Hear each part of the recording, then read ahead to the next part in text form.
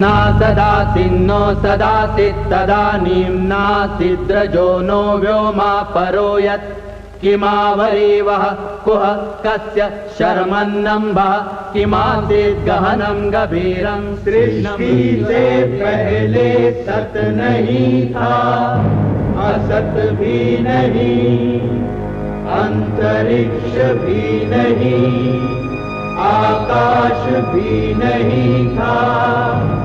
छिपा था क्या, कहाँ, किसने ढका था? उस पल तो अगम अतल जल भी कहाँ था।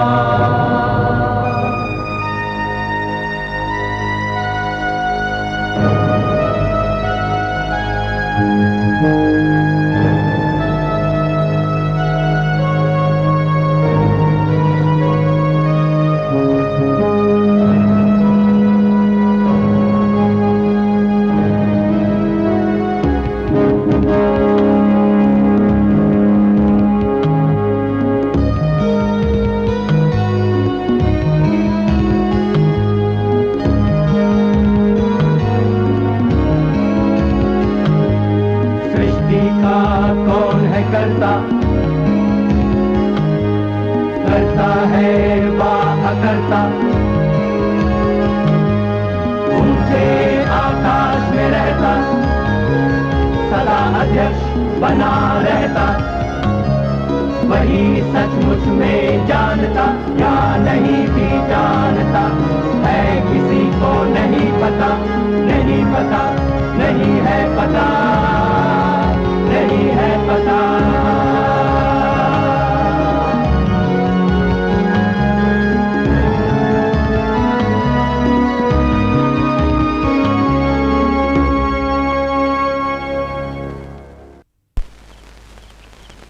जेल में वक्त भी अपना मिजाज बदल लेता है।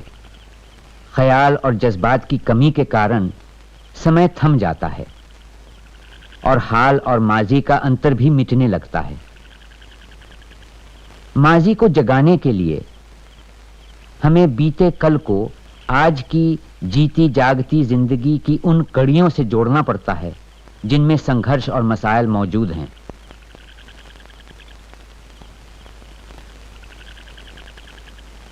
मैं चाहता हूं कि आपके सामने हिंदुस्तान के अतीत की तस्वीरें रखूं, ये एहसास दिलाने के लिए कि किस तरह हमारा देश कदम ब कदम बदला है।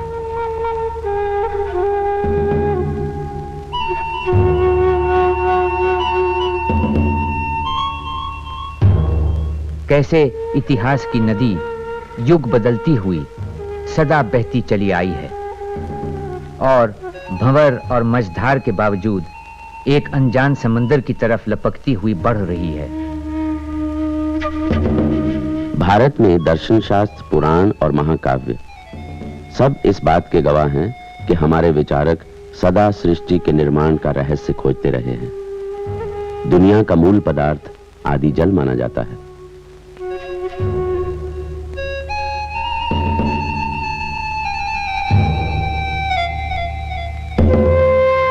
सृष्टि के निर्माण के बाद जीव जंतुओं के विकास का सिद्धांत हमें दशावतार के पहले 5 अवतारों में दिखाई पड़ता है।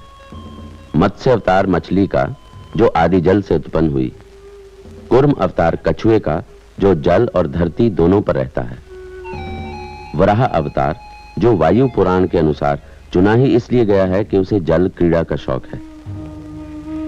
फिर नरसिंह, इसके बाद वामन अवतार, जो शायद आदि मानव का प्रतीक है।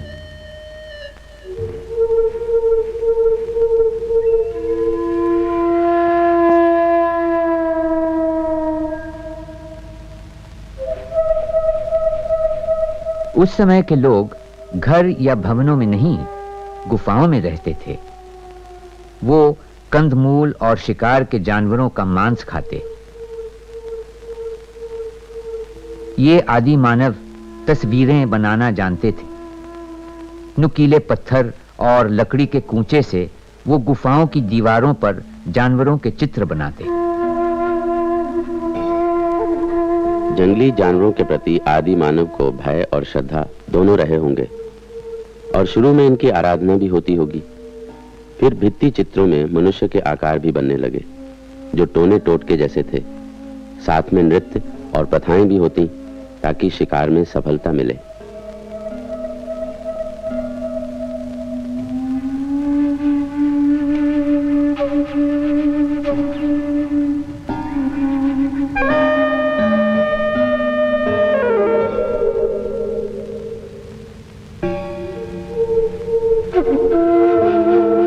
सभ्यता की ओर इंसान का पहला कदम रहा झुंड या टुकड़ी बनाकर शिकार करना और साथ मिलकर बांटना।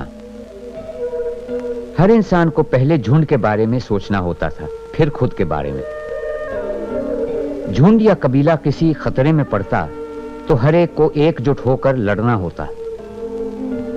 कोई शख्स झुंड के कामों में पीछे रहता तो उसे खदेड़ कर बाहर कर दिया जाता।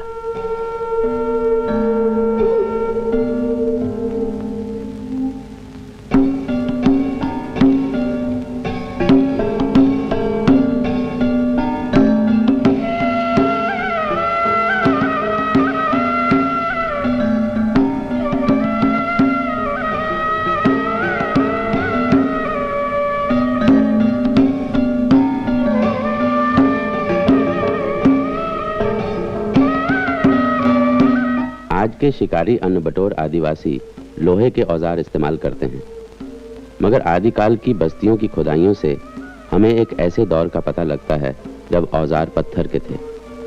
खुरचने, काटने, चीरने के पत्थर, तीरों के फल, कुल्हाड़ी और चाकू जैसे पत्थर। इनमें से कई औजारों पर लकड़ी बांधकर इस्तेमाल में लाया जाता होगा, जैसे तीर के फल। जो लोग ये औजार इस्तेमाल करते थे वो पूर्व पाषाण युग के कहलाते हैं, क्योंकि वो पाषाण यानी पत्थर के औजार और हथियार काम में लाते थे। पूर्व पाषाण युग खत्म होते होते दुनिया का मौसम गर्मा गया। बर्फानी नदियों की जगह घने जंगल उगने लगे थे। इन जंगलों में रहने वालों की नस्ल भी नई थी। उन्हें उत्तर पाषाण युग के आदमी कहते हैं। इस नस्ल की सबसे अहम दरियाफ्त थी खेती बाड़ी, जिससे इंसान को काफी आराम मिला और नई इजादों के लिए ज्यादा समय। मिट्टी के बर्तन बनने शुरू हुए जिनकी मदद से खाना पकाया जाता था। पत्थर के औजार पहले से उम्दा बनने लगे। भेड़, बकरी, कुत्ता, गाय जैसे जानवर पाले जाने लगे। कपड़े की बुनाई शुरू हुई। इन लोगों ने अब झोपड़ियों या कच्चे घरों में रहना शुरू किया। खेती बाड़ी का एक दिलचस्प नतीजा यह हुआ कि लोग गांव और नगर बसाने लगे। बड़ी नदियों के किनारे या जरखेज वादियों में आबादियां बसना शुरू हुई, जहां पानी और खाने की कमी न थी। जरूरत से ज्यादा अनाज भंडारों में जमा हुआ। ये अतिरिक्त मूल्य की शुरुआत थी। लोगों को सोच विचार का ज्यादा समय मिला। व्यापार होने लगा। कला और दस्तकारी में उन्नति हुई। अफगानिस्तान में मेहरगढ़, पाकिस्तान में कोटडीजी और राजस्थान में कालीबंगन जैसे कई स्थानों में उस विकसित ग्रामीण सभ्यता के सबूत मिलते हैं जो धीरे धीरे नगर सभ्यता में बदल रही थी। किसी नगर सभ्यता के विकास के लिए जिन शर्तों का पूरा होना जरूरी है वो हैं खपत से ज्यादा पैदावार, व्यापार प्रणाली, माल लाने ले जाने के आसान तरीके, आकार और नाप तौल के नियम, माल की बिक्री के लिए चांदी, सोने, अनाज या सिक्कों का इस्तेमाल, कायदे कानून पर चलने वाला धर्म और खास तरतीब से बनी इमारतें। और इन शर्तों के पूरा होने पर ही सिंधु घाटी सभ्यता का विकास हुआ।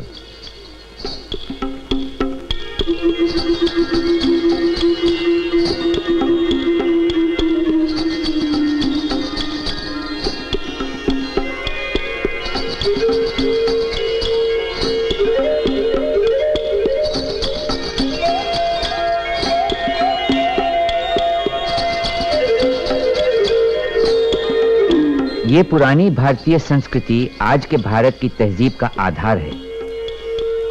कितनी दिलचस्प और अनहोनी बात है कि इतिहास की शुरुआत से आज तक भारतीय संस्कृति और जीवन का अटूट सिलसिला कायम है।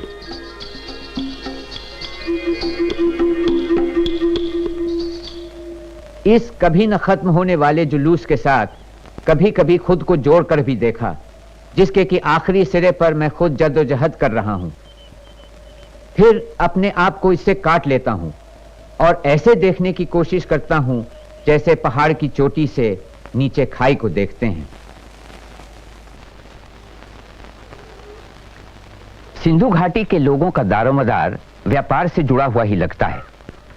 ये एक शहरी तहजीब थी जहां का व्यापारी तबका काफी अमीर था और एक अहम किरदार भी निभाता था। सड़कों के किनारे छोटी छोटी दुकानें हुआ करती थीं, बिल्कुल आज के हिंदुस्तानी बाजारों की तरह।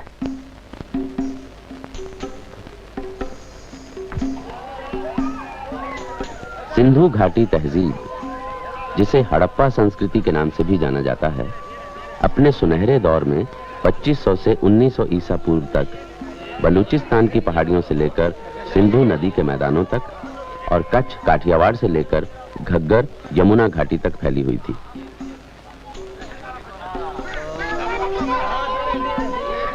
सिंधु के मैदानों पर मोहनजोदड़ो और हड़प्पा का अधिकार था। लोथल काठियावाड़ की राजधानी थी, कालीबंगन पूर्वी प्रांत का मुख्य शहर था और डाबरकोट पश्चिमी प्रांत का। सिंधु सभ्यता का असर उसकी सीमाओं से बाहर पश्चिम और मध्य एशिया तक में महसूस किया गया।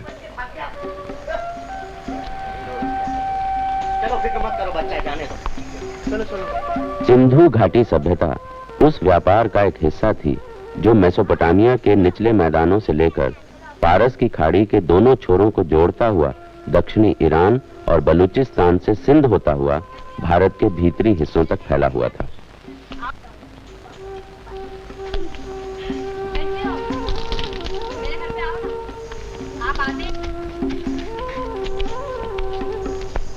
इस सभ्यता का प्रमुख जलमार्ग सिंधु और उसकी सहायक नदियां ही थीं।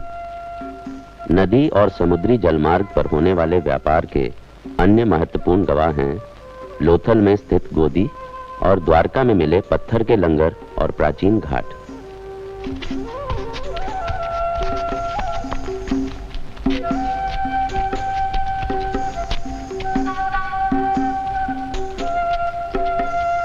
अकाद के राजा सरगोन के जमाने में लोथल और मोहनजोदड़ो से कीमती पत्थरों की मालाएं, मणि, मोती आदि, हाथी दांत और शंख वगैरह से बनी चीजें और शायद कपास की चीजें भी पश्चिम एशिया के शहरों को निर्यात की जाती थी।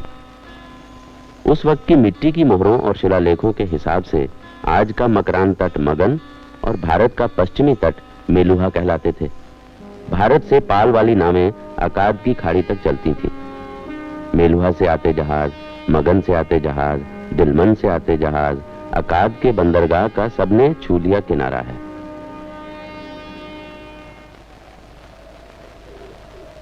इस तरह पता चलता है कि सिंधु घाटी सभ्यता के लोग अपने दौर की मुख्तलिफ तहजीबों से सुमेरिया, ईरान और मिस्र से आपसी व्यापार में जुड़े थे। लगता है सिंधु तहजीब के शहरों के कारीगर ज्यादातर विदेशी बाजारों के लिए ही सामान बनाते थे। सामान की खरीद फरोख्त के लिए किसी मुद्रा का इस्तेमाल होता था या नहीं, इसके बारे में ठीक से बता पाना मुश्किल है। मकानों से सटे हुए बड़े गोदामों से अंदाज लगाया जा सकता है कि ये सौदागरों के मकान हैं। तादाद और मकान की बनावट से पता चलता है कि उस दौर का सौदागर तबका कितना ताकतवर और खुशहाल रहा होगा। इनके खंडहरों में सोने चांदी के जेवरात, कीमती पत्थर, पिते हुए तांबे के बर्तन, धातु के औजार और हथियार मिले हैं। मोहनजोदड़ो और हड़प्पा के नगरों में अंतरराष्ट्रीय व्यापार की मंडियां थीं, जहां जगह जगह से आया माल साफ होकर छंटकर बांधा जाता था और फिर आगे भेजा जाता था। इन्हीं दोनों केंद्रों से कारवां दूर दक्षिण में कर्नाटक तक धातु और कच्चे माल की खोज में जाते थे। वहीं दूसरी ओर सीमा पार कर अफगानिस्तान, ईरान और मध्य एशिया तक जाते थे। जैसे आजकल की मंडियों में माल को बांधकर बाहर भेजा जाता है और पहचान के लिए उस पर निशान लगाए जाते हैं, सिंधु सभ्यता की मोहरें भी शायद ऐसे ही इस्तेमाल होती होंगी। मोहरों पर बने ज्यादातर प्रतीक पशुओं के हैं। वजन ठीक है? हाँ, मैंने खुद परख कर देखा है। ले जल्दी ला, यहाँ ऊपर रख दे, इसके ऊपर। हाँ, और जल्दी जल्दी हाथ चलाओ, जाओ। हाँ, और मणिकों के बक्से कब तक पहुंचेंगे? वो भी रात से पहले पहुंच जाएंगे। क्यों, जल्दी किस बात की है? जहाज का सरदार कहता है कि उसका निकलना आजकल में होने वाला है। वो यहाँ आ रहा है सामान देखने। हाँ, संभाल के। हाँ, देखो शुल्गी, मुझे तुमसे कुछ पूछना था। क्या? समझ में नहीं आ रहा है कहाँ से शुरू करूं। देखो, तुम तो जानते ही हो तुम्हारे सुमेरिया में हालात ठीक नहीं है। व्यापार नगर और से बाबिलोन आ गया है, जो तुम्हारे उत्तर में नई राजधानी है। पता नहीं ये सारा माल तुम वहां बेच पाओगे भी या नहीं। बेहतर होगा चांदी में से मेरा भाग जाने से पहले तुम मुझे दे दो। मैं इस बार खुद क्यों जा रहा हूं? इसलिए ना कि हमें ज्यादा चांदी मिले।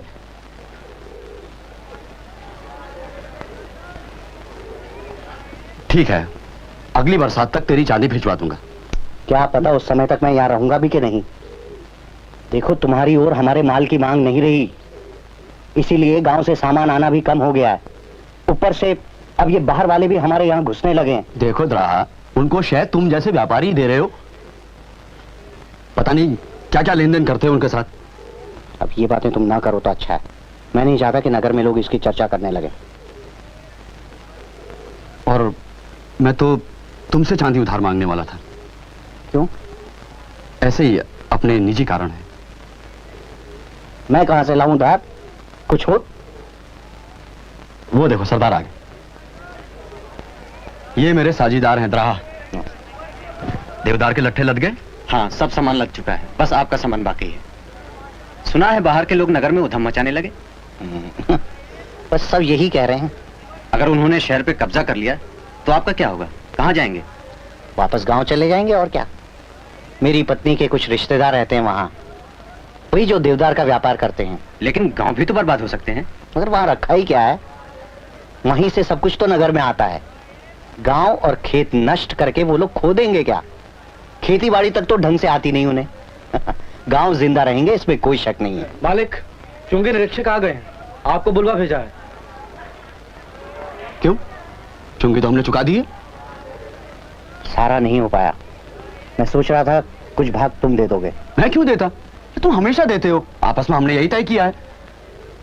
भाई, कहा ना मंदा चल रहा है। अगर मेरी चांदी में से कुछ भाग मुझे दे देते पेशगी तो मैं। नहीं, चांदी मुझे खुद दरकार है, मैं नहीं दे सकता। अच्छा चलो, पहले चुंगी निरीक्षक से बात तो कर लें। आओ।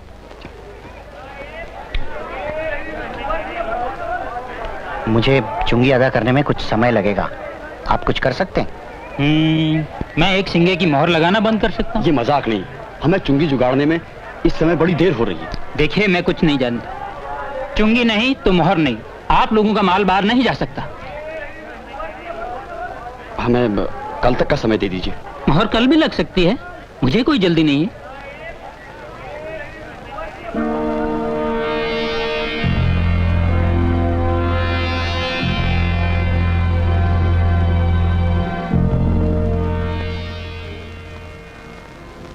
अब क्या होगा?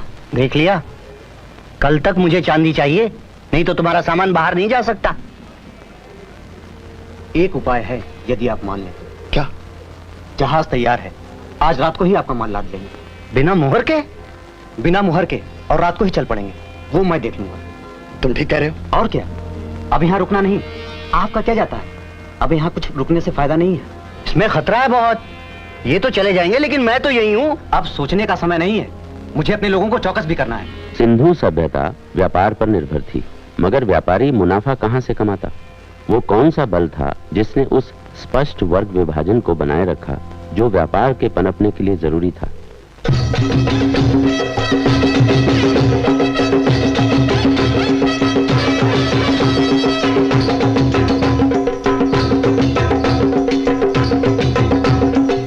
आम जनता पर व्यवस्था के नियंत्रण का अंदाजा मंदिर और पुजारी वर्ग की शक्ति से लगाया जा सकता है। हालांकि उस वक्त की विशाल देव प्रतिमाएं तो नहीं मिलती, फिर भी हमारे यहाँ टीलों पर मेसोपोटामिया के जिगरात मंदिर जैसी इमारतें हैं। पुष्कर के पास रहने वाली देवी दासियों के साथ यात्रियों का सहवास देवी पूजा का एक संस्कार था, जो आज भी दक्षिण में देवदासी परंपरा के रूप में मौजूद है। खंडरों में बड़ी संख्या में मिलने वाली मूर्तियां आज भी भारत के कई हिस्सों में पूजी जाने वाली मूर्तियों से मिलती जुलती हैं। सिंधु घाटी में विशाल मूर्तियों और देव प्रतिमाओं के न मिलने की वजह हो सकती है जीवित देवियों की पूजा, जो अब भी नेपाल में होती है। कहने का मतलब यह है कि धर्म प्रधानता ही सिंधु घाटी सभ्यता को 500 साल तक जीवित रख सकी।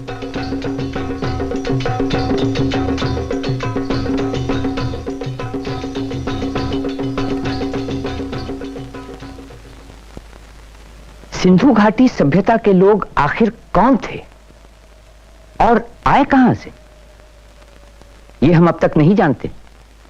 मुमकिन है कि ये देसी तहजीब ही थी और इसकी जड़ें और शाखें दक्षिण भारत में पाई जाती हैं। मंदिर, देवी पूजा और मूर्तियों की आराधना पुराने वैदिक धर्म में नहीं पाए जाते और संभव है कि ये सब अवैदिक जन प्रथाओं की देखा देखी बाद के हिंदू धर्म में अपनाए गए। आखिर क्या हुआ सिंधु घाटी तहजीब को? यह कैसे खत्म हो गई? कुछ लोग कहते हैं कि इस तहजीब का खात्मा किसी हादसे की वजह से हुआ, या फिर आबो हवा का बदलाव जिसकी वजह से चारों ओर रेगिस्तान फैल गया। देखा जाए तो मौसम के बदलने का असर कुछ ही भागों पर हुआ होगा, जबकि यह तहजीब सिंधु से गंगा तक फैली थी। शायद इस सभ्यता के अंत का कारण इसके व्यापार का पतन होगा। एक और मत यह है कि लगभग 4000 साल पहले आर्यों के फैलाव की वजह से सिंधु सभ्यता धीरे धीरे नष्ट हो गई। आर्यों ने सिंधु वासियों द्वारा नदियों पर बनाए सारे बांध तोड़कर उनकी खेती का आधार ही मिटा दिया।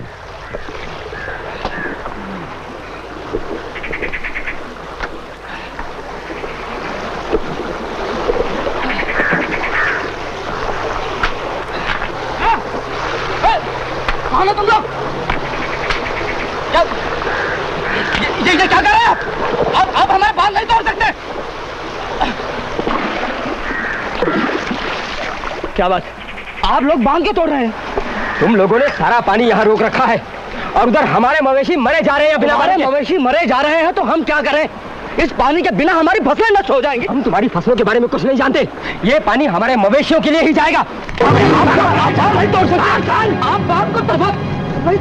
चलो बांध तोड़ो, चलो। वेदों में जगह जगह जिक्र आता है कि इंद्र ने उन जल धाराओं को मुक्त करवाया जिन्हें असुरों ने बांध रखा था। राक्षस ऊबड़ खाबड़ जमीन पर काले सर्प सा लेटा था। जब इंद्र ने अपने अंग भंग करने वाले शस्त्र से उस पर प्रहार किया, तब नदियों का प्रवाह रुक गया, धरती डोलने लगी, बड़ी बड़ी चट्टानें और पत्थर रथ के पहियों से लुढ़कने लगे और बंधी हुई समस्त जलधाराएं छूटकर दैत्य के लेटे हुए शरीर पर बहने लगी।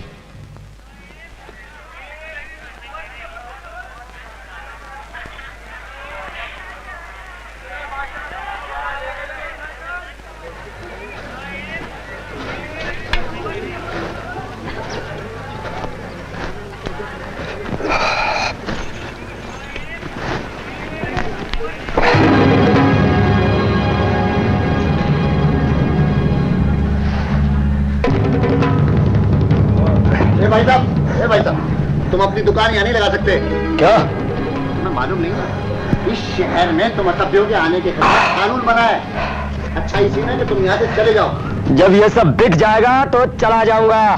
क्या कहा?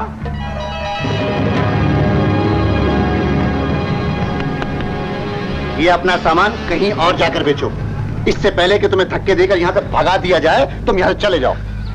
कौन मुझे धक्का मारेगा? तू?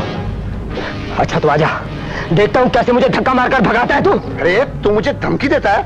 मैं तेरे को बोलता हूँ यहाँ चला जा। हट हट, तुम अपना ये सारा माल यहाँ नहीं बेच सकते। इस आदमी को शहर में आने किसने दिया? चल दूर रहो, ये तो मार डालूंगा सबको मैं। आप इन्हें समझाइए। हाँ, तू इस नगर को छोड़कर चला जा। ये लड़ाई झगड़ा या भद्रता हम नहीं चाहते, समझ रहा है ना तू? इससे पहले कि तुझे चोट पहुंचे, चला जा यहाँ से। तू मुझे छू भी नहीं सकता, चिकनी चमड़ी वाले पुरोहित। मैं तेरी एक एक हड्डियां तोड़ दूंगा। तुझे चेतावनी दे दी गई है कि तू इस नगर को छोड़कर चला जा। हम शांतिप्रिय लोग हैं, तेरी इस उद्दंडता की हमें कोई जरूरत नहीं। जा, कहीं और जाकर अपना काम कर।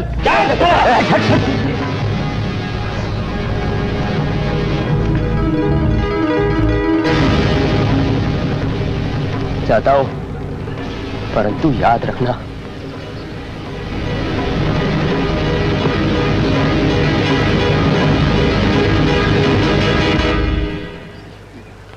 क्यों भाई, क्या हुआ? उन नीच विदेशियों में से एक शहर में घुस आया था, अपना माल बेचने की कोशिश कर रहा था, हमें उसे भगाना पड़ा। कोई मारपीट तो नहीं हुई? अरे उन जानवरों से कौन मारपीट करेगा, हमारा उनसे कुछ लेना देना नहीं है। मगर तुम्हारे आदमी भी तो उनके पड़ाव में जाकर उनके साथ व्यापार करते हैं, तब क्या ये ठीक है? आप सुमेरिया के हैं ना? हाँ। तब आप हमारी समस्या को नहीं समझ सकते। आज शाम के उत्सव में कोई गड़बड़ी न हो। मुझे भी ऐसा ही लगता है।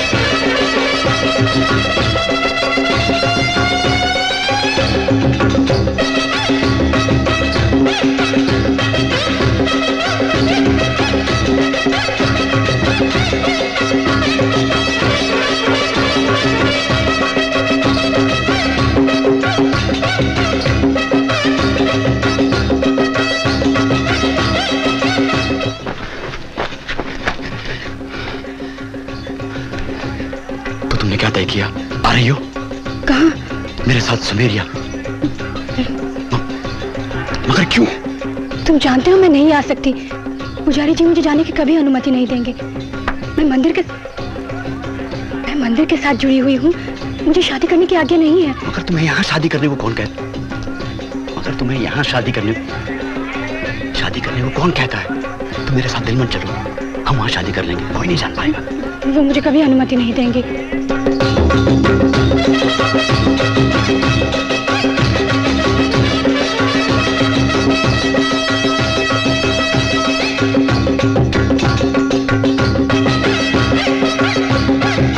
तुम मेरे साथ आना चाहती हो या नहीं? तो हम एक तरीका निकालते हैं। तुम आज रात मुझे मंदिर के पास मिलना और किसी को मत आना देना। पर यह संभव नहीं है।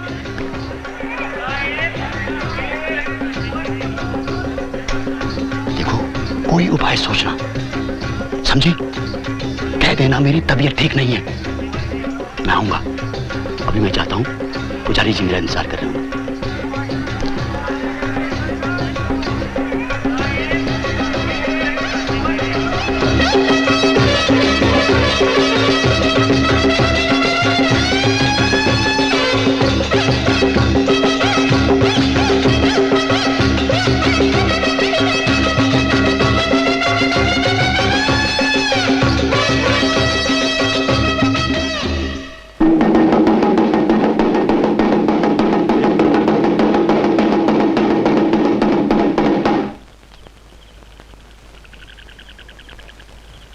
हे नगरवासियों, मैं और मेरे ये मित्र दिलमन से आए हैं।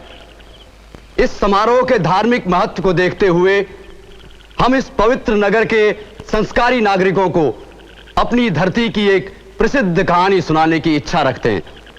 यह हमारे देश के महान नायक गिलगमेश और उसके अमृत के खोज की कथा है।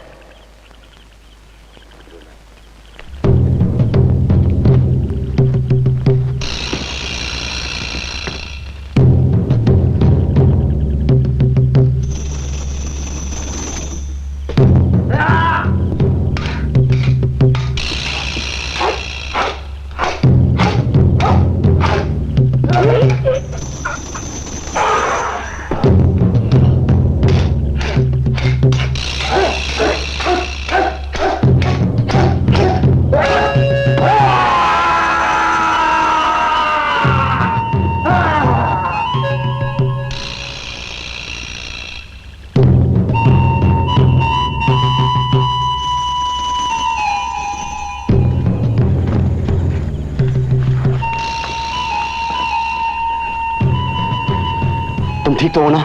जो कुछ हुआ मैंने सुना। वो बड़ी दिल दुखाने वाली घटना थी शुल्गी। शुल्गी, मैं तो बहुत डरा हुआ हूँ। फिक्र मत करो, कुछ नहीं होगा। ये कोई बड़ा हादसा नहीं है। बड़ा हादसा नहीं है। अब तक आर्यों ने छिटपुट खेत और बांध ही नष्ट किए थे, पर आज जब उनकी बस्ती में मैं व्यापार करने गया तो उन लोगों ने मेरा सारा सामान ही लूट लिया। नहीं नहीं शुल्गी, मुझे तो आर्यों का ये रवैया बहुत खतरनाक रूप ले लेगा ऐसा लगता है। अच्छा, इस बारे में बाद में बात कर लेंगे। सुनो, लेकिन बाद में तुम मेरे घर जरूर आना। नहीं, मैं तुम्हारे घर नहीं आ सकता। अत्री? हाँ, वो कह रही थी कि पुजारी उसे मेरे साथ जाने की इजाजत नहीं देंगे। कैसे देंगे? वो लोग हमेशा निगरानी में रखते हैं उसे। अच्छा ठीक है, मैं तुमसे बाद में मिलूंगा।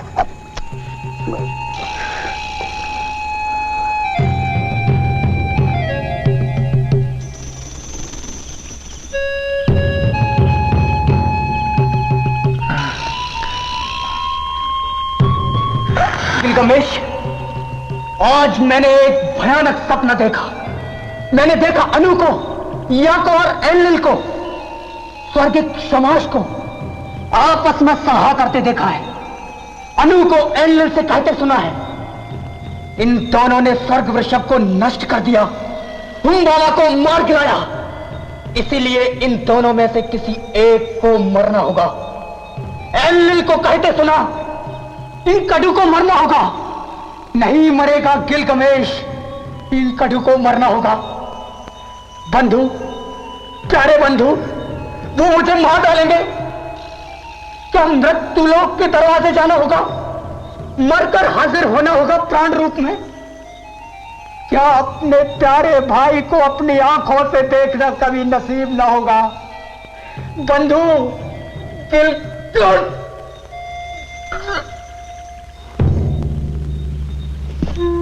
क्या हुआ? ये नींद कैसी आज तुम पर उतर आई है? क्या हुआ जो रात के अंधियार से तुम घिर गए हो? मैं बुलाता हूं मगर तुम मौन होकर के पड़े हो। इनकी दिशा होऊंगा मैं जब मरूंगा। फंस गया हूं किस मुसीबत में, घूमता मैं फिर रहा मरुभूमि में, मौत से डरकर खोजता हूं वो लोग जिसमें रहा करते अमर।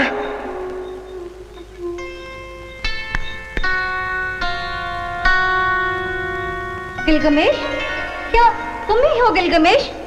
वही गिलगमेश जिसने पर्वत के सिंहों को मारा, जिसने दानव हुम्बाबा को मौत के घाट उतारा। वही हो ना जिसने स्वर्ग वृषभ को सुलाया? अगर वही हो तो किस वजह पड़ गया मुंह पीला? किस कारण धस गए गाल? शोक हृदय में, चेहरे पर भी लिखा हुआ है, जैसे कोई बटुही जाने कितनी धरती लांग यहाँ आया है। मित्र मेरा, जिस पर उड़ेला प्यार, मानवों की जाति जैसी नियति का हो गया एकदम शिकार। 7 रातें 7 दिन आंसू बहाए, सड़ गया था बदन कीड़े रेंगा किए। घूमता मैं फिर रहा मरुभूमि में, मौत से डरकर। चुप रहूं कैसे, क्या सोचकर, जबकि मित्र मेरा प्यारा मिट गया धूल में मिलकर। क्या मुझे भी लेटना होगा ऐसे ही, फिर कभी उठना ना होगा? सिद्धूरी, मुझको बताओ, है कहां वो लोग जिसमें रहा करते अमर? कौन सी है राह उसकी और कौन सी उसकी निशानी? गिलगमेश, वो देखो मल्ला उर्श नाभी ले जाता वो अमर लोक को, पूछो उससे।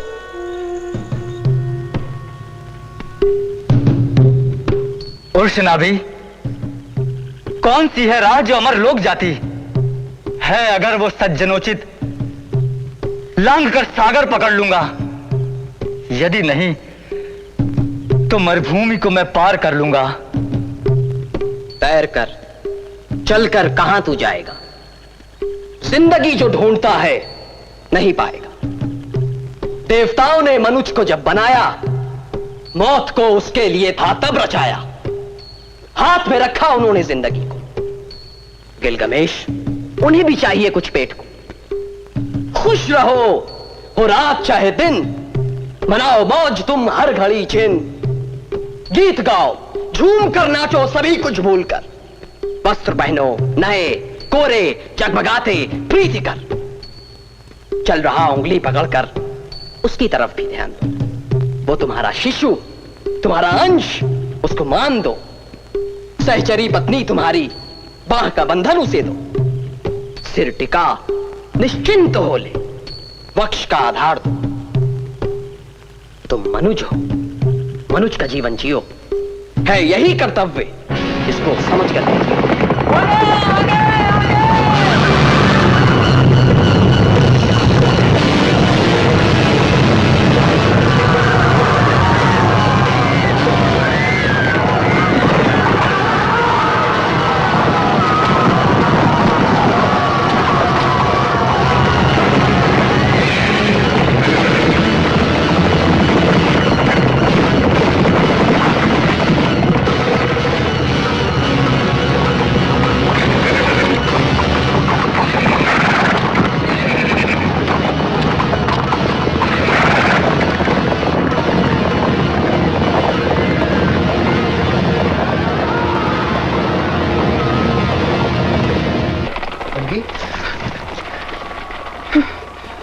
शुल्की, पागल हो गए हो क्या? जानते हो ये तुमने क्या किया? मैं नहीं जानता मुझे क्या हो गया है। भगदड़ में मैंने मौका देखा और इसे भगा लाया। अब अत्री को तुम्हें अपने पास छिपा कर रखना है। तो ये अत्री है। शुल्की, तुम्हारा पागलपन अब मायने रखता है। डरो नहीं, तुम यहाँ हिफाजत से हो। अगर मैं पकड़ी गई तो वो लोग मुझे जान से मार डालेंगे। मुझे कभी नहीं आना चाहिए था। फिक्र मत करो, कोई भी तुम्हें यहाँ खोजने नहीं आएगा। वो लोग समझेंगे कि तुम्हें लुटेरे यहाँ से लेकर गए हैं, समझी? अब क्या करना है? अब इसे किसी तरह यहाँ से निकालकर जहाज तक पहुंचाना होगा। इसका मतलब है तुम्हें दिलमन वापस लौटना होगा। और कोई चारा भी तो नहीं है। डूबती नैया छोड़कर भाग रहे हो? बकवास, सब ठीक हो जाएगा। शुल्की, आज रात जो हुआ उसके बाद भी तुम ये कह रहे हो? वो लुटेरे इस हद तक कभी नहीं बढ़े थे। मुझे तो लगता है वो हमारी बचाव की ताकत का इम्तिहान ले रहे थे। असली हमला तो आगे होगा। देखो द्राहा, मैं... अच्छा होगा तुम यहां से चले जाओ। तुम्हारी ओर से हर चीज अनिश्चित होती जा रही है। द्राहा, हमारे पास भेजने के लिए पूरा माल तैयार है। मैं दिलमन में जाकर खुद उसे बेचूंगा और तय मानो हमें उससे बहुत मुनाफा होगा। और अगले मौसम में जहाज की पहली खेप से तुम्हारी चांदी तुम्हारे पास पहुंच जाएगी। ऐसा नहीं हो सकता कि अत्री को एक हफ्ते के लिए तुम यहाँ छोड़कर चले जाओ? नहीं, इसकी गुंजाइश नहीं है। हमें जल्द से जल्द जाना है, नहीं तो हम यहाँ पर फंस सकते हैं। अच्छा, उस सुमेरिया कप्तान के बारे में तुमने क्या सोचा है? तुम्हें लगता है इस बारे में वो तुम्हारी मदद करेगा? उसका जहाज भी निकलने के लिए तैयार है। अगर वो चाहे तो तुम दोनों को साथ में ले जा सकता है। तुम एक काम करो, कल सुबह ही तुम अत्री को साथ लेकर उस जहाज पर छिप जाओ। वो तो ठीक है, लेकिन एक सिंगा मोहर का क्या होगा? वे तुम्हारे ऊपर जुर्माना कर सकते हैं। तुम उसकी फिक्र मत करो, तुम सिर्फ उस जहाज के कप्तान को संभालो। मैं तुम्हारा बहुत आभारी हूं, मगर लुटेरे आए तो तुम कहां जाओगे? अपने गांव चला जाऊंगा, और कहां जाऊंगा? मुझे यकीन है सब ठीक हो जाएगा। हाँ, तुम्हें तो हमेशा हरा ही हरा नजर आता है। द्राहा, हम दोपहर तक माल का इंतजार करेंगे। अगर लड़ाई नहीं हुई तो हम चल देंगे, ठीक है? ठीक है, ये लो, अत्री का ध्यान रखना। जहाज छूटने तक किसी की भी नजर इस पर नहीं पड़नी चाहिए। हाँ?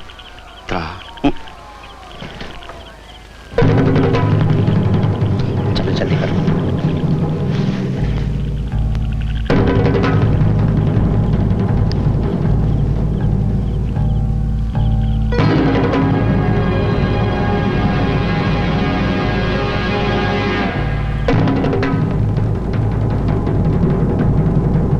ये सभ्यता अचानक नहीं मर गई, जैसा कि पहले माना जाता था।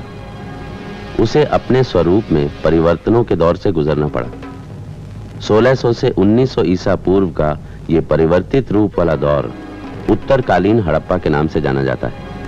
इसके बाद आर्यों का फैलाव हुआ और जैसा कि इतिहास में होता आया है, उन्होंने पुरानी सभ्यता के प्रभाव को धीरे धीरे स्वीकारा और उसके कई पहलू अपना लिए।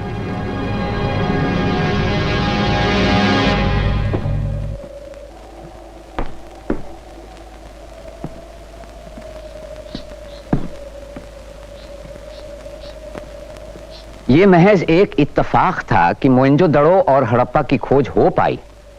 इसमें कोई शक नहीं कि हिंदुस्तान में पुराने शहर और प्राचीन आलार अभी तक जमींदोज हैं। इस सिंधु घाटी तहजीब और आज के हिंदुस्तान के बीच कई जगह सिलसिला टूट गया है। उन टूटी कड़ियों के बारे में हम बहुत कम जानते हैं, फिर भी एक मुसलसल रिश्ता बनता चला आ रहा है वक्त के साथ साथ लगातार, जो आज के हिंदुस्तान को 6-7 हजार साल पुराने माजी से जोड़ता है, जबकि सिंधु घाटी तहजीब का आगाज हुआ होगा। हमें वाकई हैरत होती है कि मोहनजोदड़ो और हड़प्पा में कितनी सारी चीजें हैं, जैसे वेशभूषा और दस्तकारी, जिनमें हमें आज की रिवायतों और रहन सहन की झलक मिलती है।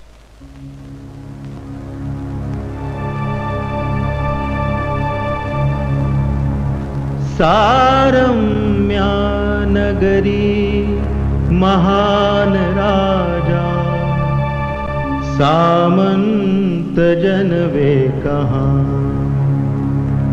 विद्वत राजसभा कहाँ मद भरी, चंद्राननाए कहाँ, चारण किरण गान तान गर्वी, युवराज है अब कहाँ, डूबे सब अब रह गई हैं यादें, काला